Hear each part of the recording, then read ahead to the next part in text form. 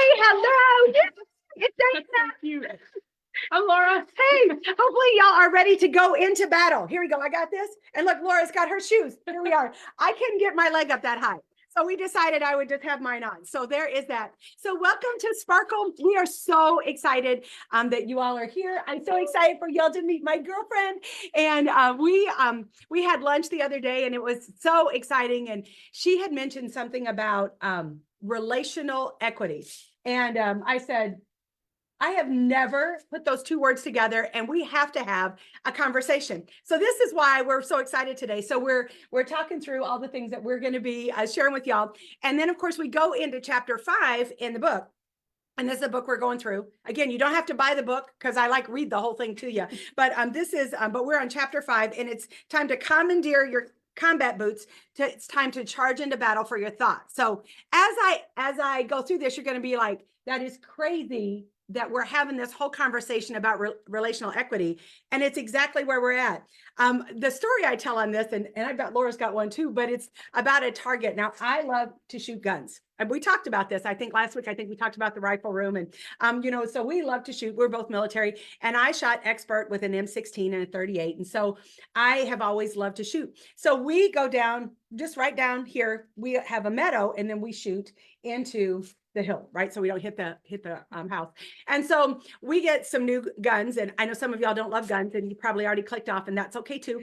But remember to put in who you are and where you're zooming in from, so we can chat with y'all. But so I'm firing, and I am all over the place.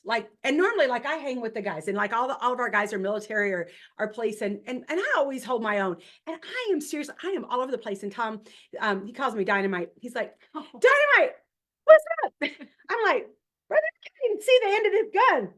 And I'm like, oh my gosh, I have one long contact, one short. So I literally could not see the end. And I thought, gosh, isn't that so true? In our life, that we had this target, and at one point it was really clear, and then something changes, and you're like, everything is fuzzy. And that is kind of what we were talking about is, and Laura, I'm going to be interviewing her, started out, we met at Students. We served together on Wednesday nights. And so that's where we met. And then to watch you, to hear her voice, many of you all heard her on The Voice, March 2023. And I'm going to tell you, just was so fun. We filled our church and we were celebrating, going through all of that. And then to watch you with the voice that you have. And for y'all that love worship, when Laura sings, honestly, heaven comes down and our students are transformed.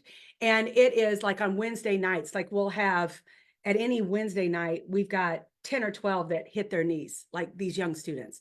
And I love to watch Laura go over, and she'll just be praying for them. And it's anointed. And then we were starting to talk, and she's like, oh, I don't think I could be on the worship team. And I'm like, well, why? And she said, oh, I don't know if my voice is good enough. I'm like, I think your voice is good enough. So the Lord allowed her to be selected for The Voice, to feel brave enough to go on the Crosspoint stage. And so, walking through all of that. And then as we're talking about relational equity, walking through that, and then, okay, well, that was clear. And then that got foggy. Okay, now you're on the worship team. And then what does that look like? And all of that surrounded by your greatest wish in life is to be a wife and mom, and to raise strong, godly kids. And I know in the name of Jesus, that is going to happen. However, we also know, and this is what I'm going to lead into today, is that we become like the 5 people that we spend the most time with. And that's what we were laughing about. So all of this is setting the stage for what we're going to talk about. And so in the book here, one of the excellence in action exercises we've got is to make a list of 5 people that you spend the most time with. And whenever you leave them, if you feel better and you feel like, gosh, you could take on the world, they help you combat your thoughts that aren't real. It's what Laura and I do for each other. We're like, I think you need to erase and replace that. So we both hold each other to a high standard on that. But somebody like that will hold you to the fire. You put a plus by their name. And then there are people in your life that you're like, that's kind of a waste of time. I don't feel better. I don't feel worse. I don't know. And then there's the equal. And Cheryl Richardson, she just sent me a thing this morning. We always talked about Hoover vacuum people. Now they would be called a Dyson person, but you meet with them and they're like, like they suck out any good, happy, whatever. And you walk out of there just like, oh, right. And you're like covered in glitter because you're just like, oh my gosh, I can't take it anymore. And so if you ever want to wonder where your attitude is, where your impact is, where your joy is, it is in those 5 people. And so what I thought today is, I'm going to start a little bit with photography. And this is one of the pictures. I want you to see that. Laura did Dakota's graduation pictures and just captured my girl. I mean, just, oh my gosh, just so fun. And when I talked to Laura, I'm going to kind of lead in with this. You said whenever you do pictures of these girls that you want to create a special environment. Tell us about that, because that is when you were younger, you were much heavier, had a very low self-esteem at that point, and now, of course, just beautiful, just in every aspect. And then, so when you're working with those students, talk to me about and tell them about how you take your gift to create a safe place for these young girls to see themselves. It's something that I actually don't know that I intentionally knew I was doing until you get the feedback of it. And these young high school girls, but or younger, it doesn't really matter, but they would send me text message after and be like, I've never been able to see myself the way that you made me look. I've never actually seen a picture that I liked myself, or I've never felt confident. And I'm like, there's something to that. And it has like changed the way that I view my business completely. It's given me a drive of, oh, this is actually shifting something. This is actually like, I didn't have senior photos when I was in high school. I just didn't do it. So I don't know what that feels like, but I cannot imagine if my confidence had sparked then. Wow. Or if something had clicked in my head, because that's a hard season in high school when you're figuring all that out. And to have that, to be able to look back on when you're my age, but also when you're walking through it, when you're actively in it, like it's a really cool thing to get to be a part of, helping encourage and helping instill confidence. And they're seeing it and they're finding it for themselves. It's them in the photos. I'm not photoshopping something that's not real. It's just creating an environment that they thrive in. And so for those of us that have got teens, I'm going to make sure that we can hear everything on here. I'm going to jump on here really quick. For those of us who have the privilege of whether, working with students or we've got kids in our life, what are some of the things that you do, again, to build that emotional equity, that relational equity with these girls? The first time, put your boot up here again. So this is so funny. So the first time Dakota met Laura, we were at church, and Dakota says to Miss Laura, I love your boots. And literally she took her boots off and gave them to Dakota. And so, boy, that's how you build relational. And then she walked around barefoot. And then, of course, it was funny. Then what was it? Christmas. Was it the Christmas? Yeah, no, when I gave you my boots because your feet hurt. They're in my car. And so it is funny, but that was that relationship. And so whenever it came time to do Dakota's pictures, there was a million people that could have done them. And she's like, I want to be with Miss Laura. And so what are some of the things that you do, like when you're at a photo shoot, or is it something you say? Is it how do you bring that out in them? Because they are nervous and they are so critical of themselves. I think probably the main thing that I do is probably every person I photograph starts out in a negative. I don't know how to pose. I don't ever like pictures of myself. And from the beginning, that's something that I shut down pretty hard, not in a negative way, but so they have confidence in me of like, it's not in themselves. It's in my skill as a photographer. Then I replace like what they've said with, well, that's what I'm here for. Like, that's what I'm good at. That's one of my strong suits is posing. I know a bunch of different type of movement that we can do where you won't even be thinking about posing. So I replace any type of negative view on themselves, and then I put a positive view on me as a photographer. And that's, I'd say, the main thing. But then it's just getting their mind off of having their photo taken and just doing fun things. Like we'll be by the creek and we'll get their feet in the water, like Dakota's like, like this one right here. This one is so fun. Yeah. So it's just, I love that. when you make them step out of their comfort zone Mhm. in a way that they actually truly want to, you Right. know, I think that helps too. Mhm. But building trust as quickly as you can, on the day of the photo shoot is what I do. What would be more helpful as well on top of that is if you do that on the front end in the beginning stages of communication. Mhm. I do fall short there sometimes, but you know, because you do yeah. like 100, like you do none, and then you do like 100 Yeah. fair pictures, and then then you don't see Laura for a week. She just comes out like a little mole. She's been looking at all those pictures. Yeah, Takes you 5 minutes, takes you 5 hours to get the pictures together. And I think that's something as leaders. I love what you said is that you find something that you can compliment about them, Mhm. but then you take your credibility as a photographer and it's trust me, I'm not going to let you down. Yeah. And versus trying to build them up when they're not listening to you.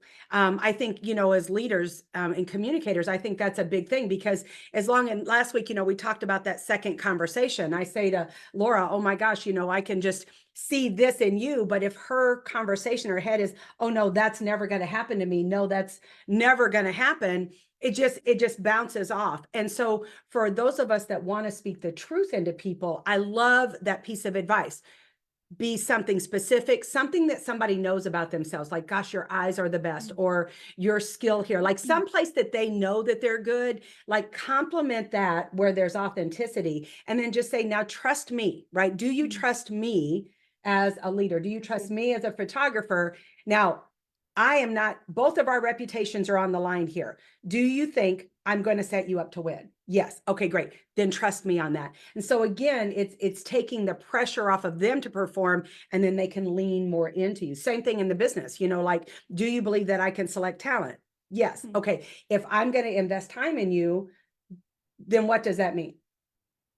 I see talent, Yeah. right? And so even though you don't see it, trust my reputation of that. And that's how you throw people a lifeline. I just think it is such a big deal. And so, the other thing that we kind of talked about, I think, is the way that you saw yourself before the voice.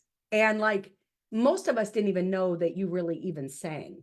Like we knew you as Laura working with students from Dixon, loving music, but like not on the stage, taking pictures, helping out at the church, like a Jane of all trades. And yet here was this amazing gift that you had buried so deep. So talk to us about, how did you go from not even brave enough to submit a video to sing at church to, oh gee whiz, I think I'll just be on The Voice? That is a very weird, like nothing, and then straight up. Yeah. And then you almost didn't send in, even after that, you almost didn't send, she didn't almost send it in to Crosspoint. I'm like, why don't you just send them in The Voice? I think they'll let you on. So go ahead. Well, you have people who speak confidence into your gifting, just constantly, like, you're so talented, like, why are you not doing anything with it? And I'm like, I don't know. Like, I don't know the answer to that question. And I don't ever sing. I don't ever, I was not using the gift that people would die for. And so I started praying, and I was like, this was a hard prayer to pray, but I did it. I was like, I don't care about the gift that you've given me. I don't care to use it. That's a problem. So would you give me the desire to use it, or give me a door to walk through even without the desire, and I'll walk through it? And that day, one of my best friends had said, The Voice is doing like these live Zoom auditions. And we had never talked about that because she knew I didn't care about stuff like that. And then the campus pastor at Dixon, James, had reached out to me and asked if I could fill in on a mock Wednesday night for 6th grade students. And that's something that they don't, like, you have to go through the audition process. Like, there's no world that ever should have been a thing, or, well, and both of those things happened the same day. So I walked through both of them, and then both of them just kept, I'd take the next step and the next step and the next step. And then it led to the voice, and it led to me being every Wednesday night. So then, it was crazy. The Lord instantly answered that prayer. Mm-hmm. And that's how I ended up, he just kept opening the door. And I just told him, I'll keep walking through it, desire or no desire. So yeah. And I know that, whenever you were ready to go to the voice, and, your greatest prayer was, this was so cool, y'all, was everybody that comes in her path, she wanted to be able to pray for, and she wanted to edify and lift them up. And so let's talk about walking into the voice, you really truly did not care if she won or not, or, that was not on there, but this opportunity that you would be able to speak the love of Jesus into people. Talk about that first experience and some of the things. It was amazing.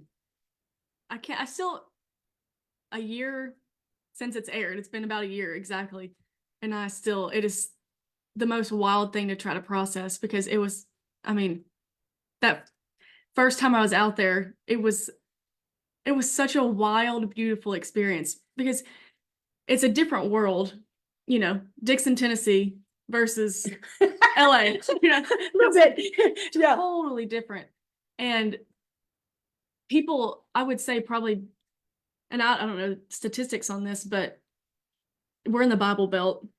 So, you hear more about God, you hear more about the Holy Spirit. And when you're out there, you hear more things like, there's something different about you, or you're glowing, or you're light. There's a lightness about you. They don't know it's the Holy Spirit. They don't know it's Jesus. But then, and sometimes that would lead to more conversation, and sometimes it would just lead to there's a seed planted, there's a curiosity.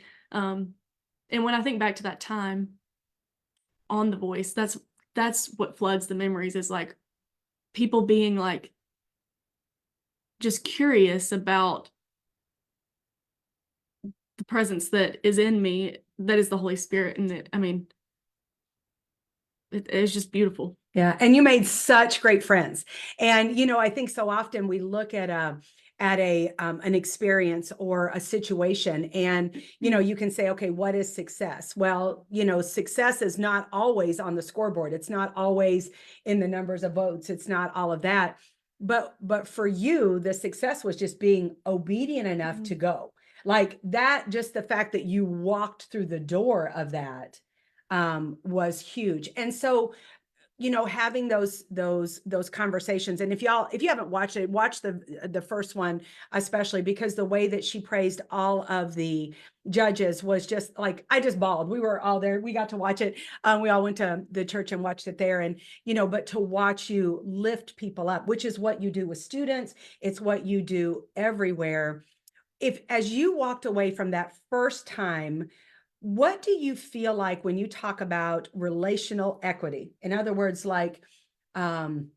relational equity just means, we were talking about this, I think was it yesterday? Did we have lunch yesterday? Yeah. Oh my gosh, a week ago yesterday. Okay. So what we talked about is a bank account. So I'm sorry, I'm trying to cover up this light here. You'd think my boobs are big enough I could get those covered, get my butt over there. It'll for sure be like a black light. We'll have another eclipse. And but what we were talking about is that relationships are like a bank account.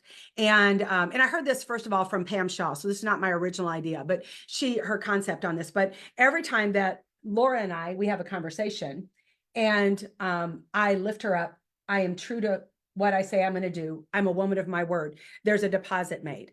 And so the idea is that we're building that equity, like doing the right thing, doing the right thing, doing the right thing. So that on the day that I walk by and I make a bonehead conversation, or we're doing coaching and I'm too hard, or whatever that is, there's a withdrawal.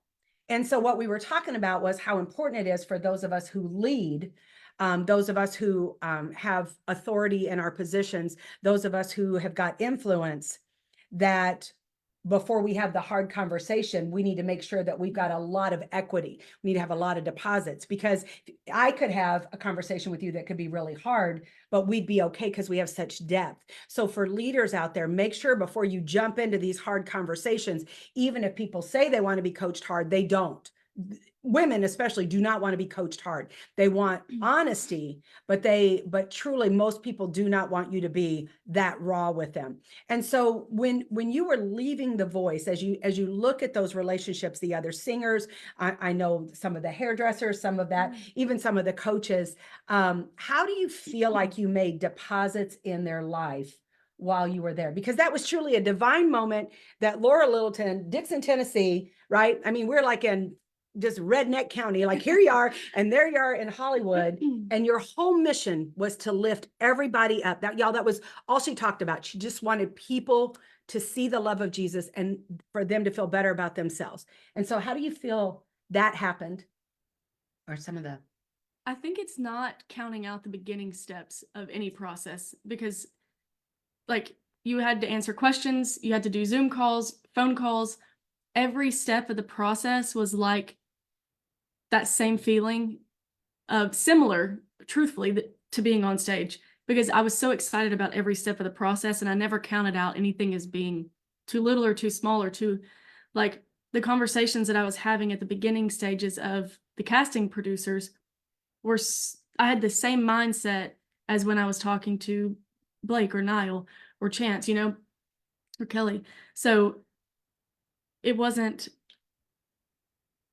lean not on your own understanding. I mean, I still talk to, I had one of my producers call me the other day, and we've talked on the phone twice since then. We've emailed, and there is relational equity there. It may not be as deep as it is here, but it's, deep enough to where I was able to say, like, no, I don't think I'm ready for that yet. Or no, I don't think that's where I'm wanting to go right now. It's like different, and they were okay with that. And then when they called back again, they were able to push me a little bit and be like, why, Right. So there is, it's just not overlooking what we might think is small stages, but I don't know. No, that makes so much sense, because the big thing with you is that you're authentically who you are.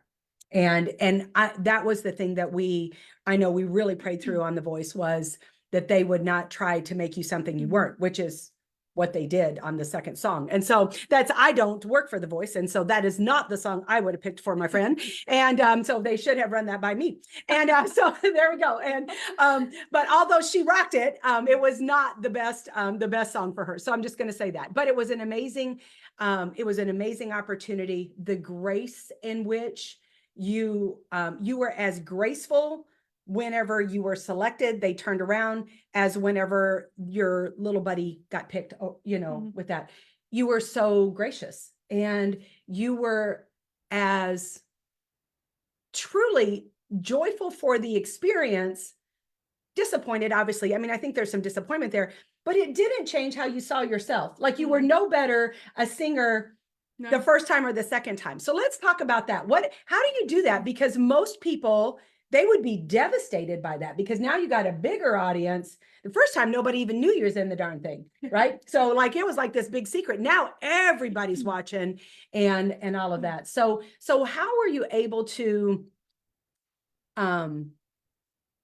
work your way through that? We're going to talk about, in just a minute, we're going to talk about some of her great thoughts on working through depression, working through some strong emotions on that.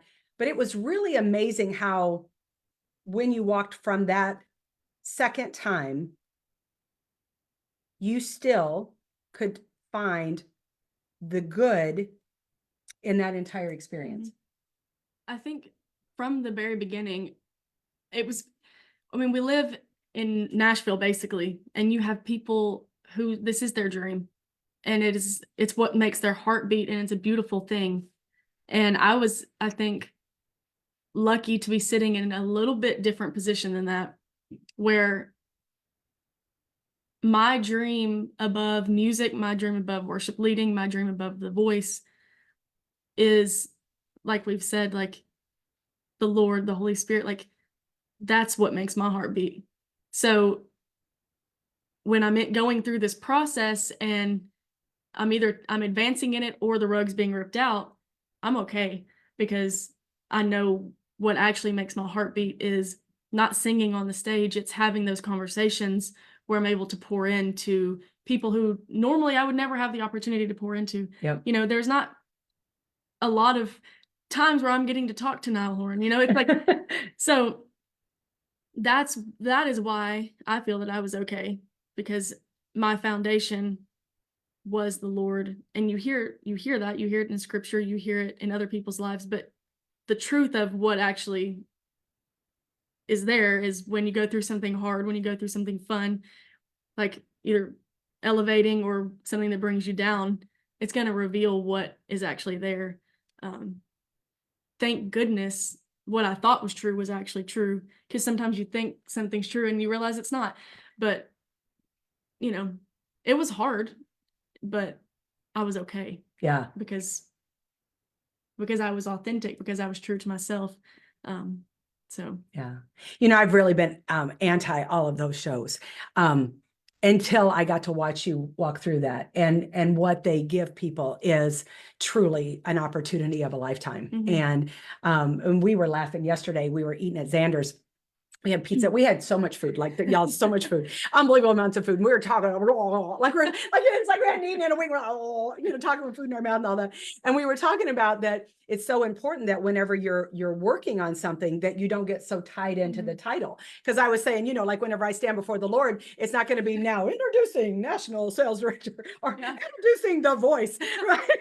Winner, like that's not going to be our introduction. So what we want to do is live a life that is about edifying, lifting up, right? If you think about what is our charge in life, is to love God and love others. That's it. At the end of the day, that's all we really have to answer for. And that it's been so good for both of us, and where we work with people, because people are always going to let you down, always going to let you down. And but that who we are and whose we are and what we're called to do is not tied to their choices. And one of the other things I want to talk about in relational equity is the power of influence. And, like when you looked at the stage there at Crosspoint and you sing at other churches, and she also, works with church camps and all that. So if your church camp needs a worship leader, give her a shout. Yay, she'd love that. And, but the one thing that I have loved is the example that you set. We know that if as the leader, like how you dress, like, we have a very casual church. But the way that you dress from the stage sets the standard for the girls. And then the way that you speak into other people, the way that you are the first to encourage. What are some things that you feel like any of us in our lives that we could do to lead by example in the choices we make? Because most people don't want to hear what they need to change. Really, most of our influence is only in the choices that we make. I know it's a bit of a hard question, but what would that look like? Because that's been big for you. I would say most of my learning moments come from seeing what's not working. Okay. Like there was a time where, because I wear leggings and a t-shirt, and I remember seeing a video. I had, like, Wednesday night had gotten, like, we were rushed or something. I didn't have time to change clothes. And I saw that video and I was like, oh, never again. Like, and I didn't have that thought initially, but then I saw it and was like, oh, I need to shift that. And then most of the relational equity things I've seen where I've fallen short. And so I'm able to see what needs to shift. But I think a lot of it first comes back to confidence too. Like if you were building relational equity in me, or you were, which we do that, but if you were trying to lead me in a way without confidence, like if you wanted me to come join your team, but you weren't confident, I would not join your team. Right. If I am not confident in worship leading, if I am not confident in pouring into the next generation, it's not gonna be received. Exactly. Like if I'm sitting in small group and, we're talking through relationships, or we're talking through body image, or we're talking through the life and death in the tongue. Like, it's like if I'm cussing at myself for the way that I look, and, it's like there's a disconnect there. So it really is, if you're going to teach it and you're going to lead someone in it, it has to so deeply start in you. And there is room for refinement. Like, you're going to get on the stage and you're going to hear yourself say something that's not true. You're going to see the way you've dressed, and, but there's grace. It's also understanding you have to trust that the Lord actually is a gracious refiner and let him do that. Mhm. And that means failing sometimes. And then that's just part of it, you know. Mhm. Yeah, you're one of the most coachable people Oh, that I thank know. you. And it's, you know, I always say that I love to pour into young women who are willing, capable, and coachable. And because if not, it's a waste of time. It's a waste of their time, waste of my time. But you got to be willing, capable, and coachable in a case like that. And you've also, because one of the things that, you know, we've all got our thorns, right? Everybody's got their thing, their battle that has to be won. And, you know, it could be with some of y'all, it could be alcohol, it could be porn, it could be drugs, it could be sex, it could be, there's a bunch of them. There's others that are on the inside, and mine is pride. Just so you know, that's what mine is. Pride is mine. That's my battle that I have to fight. But some of them look better, right? Because if pride is yours, that means you're looking really good to the outside world, you know. But it is the same sin. It's the same separation. It's the same thing that holds you back. And I know, and it's something that you've talked about, is depression. And, you know, whenever you first meet you, you think, oh my gosh, she doesn't even have so much as a hangnail. And depression has been your demon. I mean, up until here recently, it won a lot. And you have really made some shifts that in the name of Jesus, that will no longer be your thorn. But it is the one that you have to have an awareness of, that you don't reopen the door. Right. So let's talk through that, because I know a lot of y'all deal with some of those emotions, and with the world of social media, especially our girls are being told that it's, you know, you're anxious and you're depressed and you're all that. And we've all dealt with emotions, but once you put a name on it, then it owns you. Right. So you have to be really careful. I was working with a young girl the other day, and she mentioned that her counselor was getting her something at college because she had because of her mental health. And I'm like, ding, ding, ding. Oh my God, stop. He just put a label on you. I don't care if this helps you. Like, in the name of Jesus, you cannot accept a mental health. No, his job is to give you tools to work through that. But at 19 years old, you can't have that label, because every time something gets hard, oh, I can't deal with that because I have mental health. Do y'all know what I'm saying? I'm not saying that that isn't a real emotion, but we got to be, obviously, I feel passionate about this. Obviously, I'm like, oh my God, it was terrible. It was terrible. Oh my gosh. And so that's the thing that I've really watched you do, is that is an emotion that you have struggled with, but you've refused to let it define you, and you've refused to let it be a label. So if I know that they want to hear about that. So let's talk about kind of, where did you kind of notice it was impacting your life in a negative way? And what are some of the things that you've done? Well, like you said before, the weight gain was definitely a noticeable, that's going to make you realize something's going on. Ding, ding, ding, ding, It's ding. hard to keep it in the dark when that's going on, you know. Gained a lot of weight because I didn't go to college, so it was a big life transition where I was staying and everyone else was transitioning out.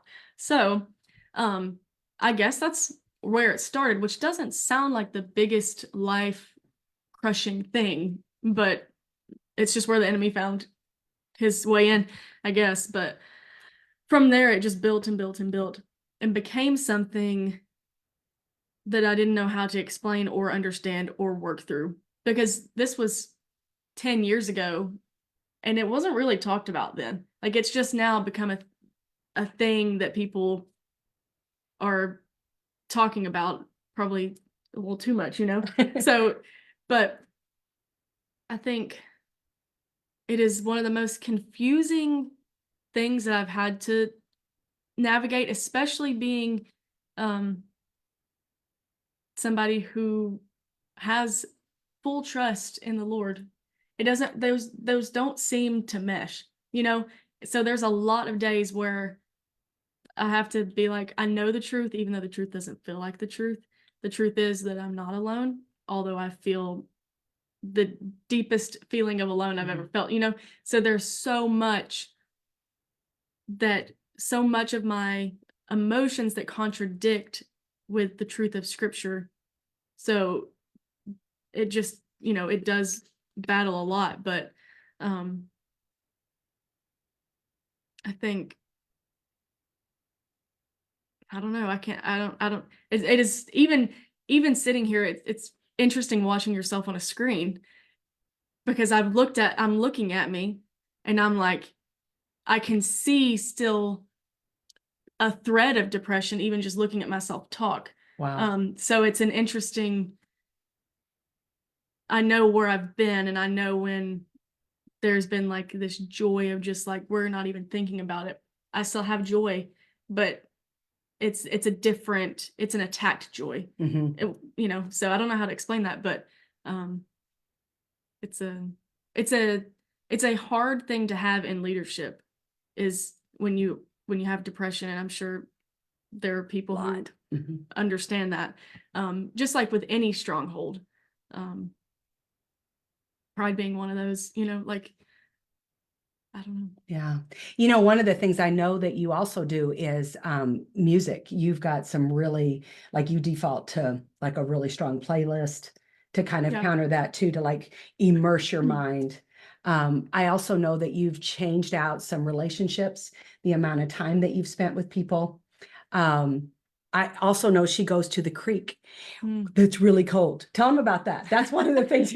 I am not joining her on this. Just so you know, I am not joining her. I was just about to say that. I knew that you were going to invite me, but no, come on. no, I am not. I'll take a picture. No, we'll get her there one day and we'll do a live stream. We'll do a live. Yeah, yes, you know what? I'm gonna hold her to it. She said she's a woman of her word, and you heard it. I said I'd take a picture. Go ahead. No, I think there's a lot of, just similar to relational equity. It would be a lot easier to just have a conversation with someone rather than put the time in to build the equity before you have the hard conversation. With some things, with depression and things like that, from my personal experience, I do not speak to other people's experiences that I don't know, but it would probably be easier for me to be on some sort of medication. But there are steps that can either pair along with that, or in some people's cases can eliminate depression completely. A lot of that is cold exposure. It's what you're putting into your body. It's how you're moving your body. And there have been places that I've been so low that there is not even a thought of cold exposure, working out, eating right, hence the gaining weight. But for me personally, in this season, I'm at a place where I'm trying other alternatives to medication. And one of those is cold exposure. So it is freezing, but it's beautiful because you're in the creek and you are surrounded by the birds. And yeah, so that's just personal. You should try it. Cold exposure. Try it. Well, the whole thing with depression and, the reason a lot of people deal with that, it's the absence of emotion. Like it's their heaviness, but there's the absence of joy. There's an absence of hope. There's an absence of possibilities. And if you jump in that creek, everything is alive. Yes. You're hoping to get out of You're hoping to get out of there. That's so true. Oh my gosh. So as we kind of wrap up, one of the things that I love that you said yesterday when we were talking about this self-awareness and some of the things that you've been trying. And for any of you all that have got some things like that, please put it in the comments, because, as Sparkle Sisters, the whole thing of this is that, we just want to be a community, a village where we can share ideas. But this was kind of what I wanted to talk about, is when depression is met with a gift, right? A gifting, a calling. Yours is leadership on the worship stage. And you say it's really hard to navigate, but not impossible to navigate. And I think that's the difference is that I've never seen you throw your hands up and just give up on the dream. And in fact, this morning, we had the first time that she and I met. I don't know if y'all know this, but every time, whenever I'm talking with anybody, doesn't matter, Mary Kay, church, whatever it is, then I'm taking notes. And it was so cool that whenever we got together, what we talked about, what we were reminded of where she's been called to serve at church, we talked about that 2.5 years ago, and that has come to fruition. And now it's the same thing that happens, is a lot of times the areas that are the most challenging right now, that requires the most growth, the things that you're the most aggravated with, or the people that you're most aggravated with, is everything you prayed for a year before. Like there was a time that you were on your knees, Lord, please put me in this position. Okay, so now you're there. And so we just need to remember that house that's driving you crazy, that relationship, right? That, whatever that is, that there was a time that you really, really prayed for this. And then when we get there, then what is required, we didn't know. Like who would have known leadership would be as challenging as it is? No, yeah, and it's like the more you get into it, the more challenges that come, and which is to be expected, I guess. But when you're praying for it, you're not thinking about the challenges, I guess. Yeah. We just see like the happy part of it. And that's why so many people quit. And, we talk about that culture of commit, that we just dig in and figure that out. There was a reason that God laid it on your heart. There's a reason that your gift set aligned with this. Just because you don't know how to handle it now, there was a time you didn't know how to handle being a homeowner or driving a car, or, y'all, we just want it to be so easy. But those gifts that we're called for is going to require a time of digging in. What do you do? This kind of is the navigation part to wrap up. What do you do to dig in to lead yourself well? Because that's where we started, was leading ourselves well, kind of as an example, influence of other people. What are some things that you've learned through these last couple of years? The very first thing that pops into my head, and people may have differing opinions on this, but this is for me personally. Lots of times, especially in ministry, you hear this repeated over and over again phrase of, if you're on the stage and you're not feeling it, just push through it. To whereas what I practice personally in the secret place, in the quiet time, is the practice of first truths. And if whatever the first truth in my heart is, I'm going to address it, because if you're building upon the foundation of the second truth, then you're never actually processing what you need to process in order to grow in the most. So what I do is I will address the first emotion that I'm feeling, whether that be depression, whether that be hardness of my heart, or whatever it is. And I'm constantly doing that. So lots of times that's not having to happen on a stage. There have been moments where that has happened, but I'm constantly processing, constantly checking in on myself of, what do I feel in this moment? What do I feel? A lot of people will skip past the feeling because the feelings can't drive, but you got to address them. Like, you have to start there. Now, there are times when you're not supposed to do that. There are times when you can't do that, because let's say I'm on the voice stage and I'm not feeling it or whatever. Well, you're on live TV. You can't, millions of people are watching you. You can't just stop what you're doing. So I would say, implement that practice into the small parts of your life, because it's going to bleed over into those moments where you're speaking or where you're leading or where you're coaching. Just be truthful with yourself, and then you will learn it from there, and it will bleed into all of your relationships. But I would say, whatever I'm feeling, I'm going to address it within myself. That's always where I start, and then you push through. You don't just step into a place of trying to control and navigate. You address it, then you hand it over, and then you say, use me. Yeah, that's what I've learned. And that's the authenticity and the honesty with ourselves. And that's what we would want for every one of you all, that having an emotion, having a thought is not bad. It's not you have a thought and it goes through your mind. That's not a sin. It's when you hold it and then you keep thinking on it, and then you start acting on it, and then it starts controlling you.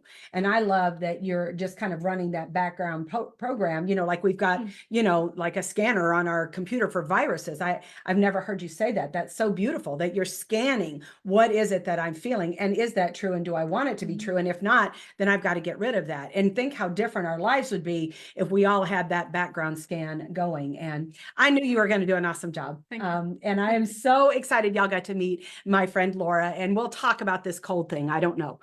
So we'll see, because I also hate to be a chicken, and that's the military in me. So to wrap up today in our book, so I want y'all to make up your list of your 5 people, and really kind of do that fresh scan of what is that emotion that is that you're kind of dealing with. So what I want y'all to do this week is this God-ordained purpose called your dream life is yours for the taking. It was laid on your heart. It is your responsibility to finish what you started. Clear your vision, take aim, choose to be courageous, and commandeer your combat boots. It is time to go into the daily battle of your hearts. Remember that your thoughts or perceived setbacks will impact your words. Your words will impact your energy. Your energy will impact your attraction factor. And on the other side, good positive energy attracts good energetic people and possibilities along the way. I want you to speak out loud, uplifting things about the people and situations in your life. Let everyone that comes in contact with you be reminded of how amazing they are. But most importantly, when you look in the mirror, remind yourself of how amazing you really are. So y'all have a great week together. We are too blessed to be stressed, too anointed to be disappointed, too equipped to be whipped. See y'all next Wednesday. Okay, bye-bye. Happy Bye, y'all. Easter.